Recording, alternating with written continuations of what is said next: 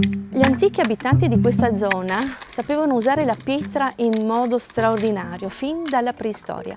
Hanno eretto muri, abitazioni e ricoveri temporanei e tutto questo con una particolare tecnica della costruzione a secco.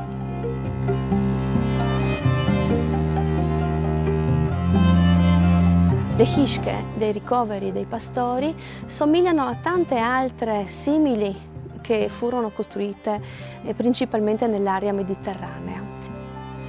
Nel nostro territorio conosciamo delle costruzioni più piccole che potrebbero avere l'aspetto di una vera casa in miniatura, ovvero semplicemente un riparo coperto all'angolo del muro. Le persone li collocavano in luoghi in cui si svolgevano le attività agricole oppure le attività di pascolamento del bestiame. Si trattava di ricoveri che servivano affinché i contadini potessero rifugiarsi in essi durante il sole cocente oppure durante il maltempo.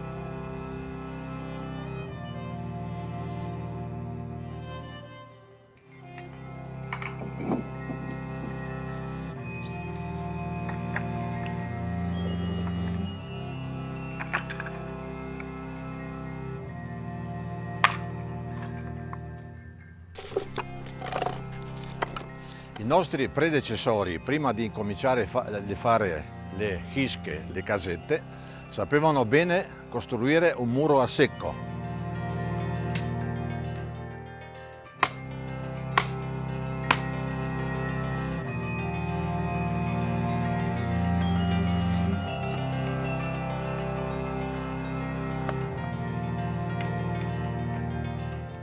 Per costruire la hisca bisognava avere delle pietre un po' squadrate, specialmente sul lato dell'entrata, della porta.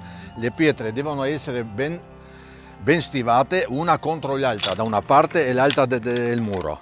In mezzo, dove si formano i buchi, bisogna mettere del pietrame di scarta un pochettino più piccolo.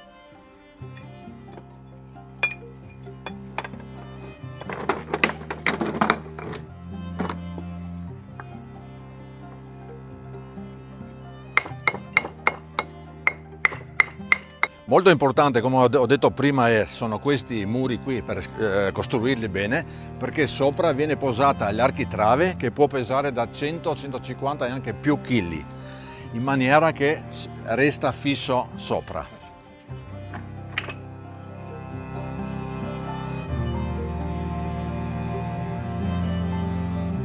Allora, per coprire il tetto bisogna avere delle piastre, queste lauree, in maniera da andare in circolo fino a che si forma un buco sopra da 20-30 cm, dove in alto viene posata l'ultima lastra che copre il tetto praticamente.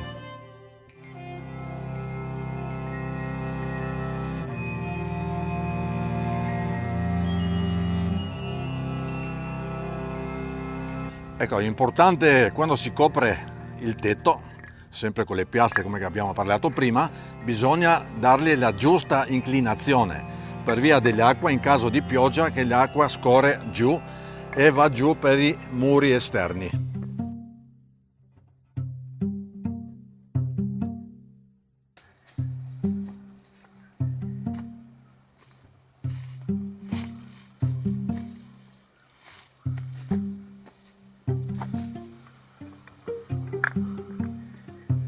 La storia geologica del Carso inizia 140 milioni di anni fa.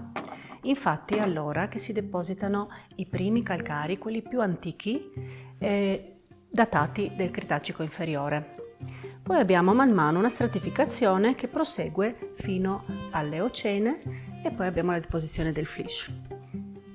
Le rocce che sono state utilizzate per la costruzione di questa casetta si collocano più o meno nel Cretacico superiore, ovvero la base Cretacico superiore, dove vediamo queste rocce qua.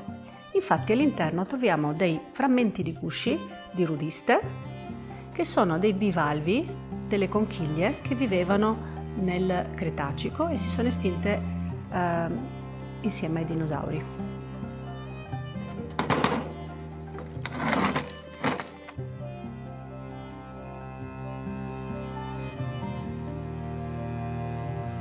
Il calcare che è stato utilizzato per la costruzione della Hishka in realtà è molto simile a questo. Infatti si vedono i gusci di lamellibranchi rudisti all'interno. Però ha una particolarità: si sfalda molto più facilmente. E questo è dovuto a un particolare ambiente di formazione.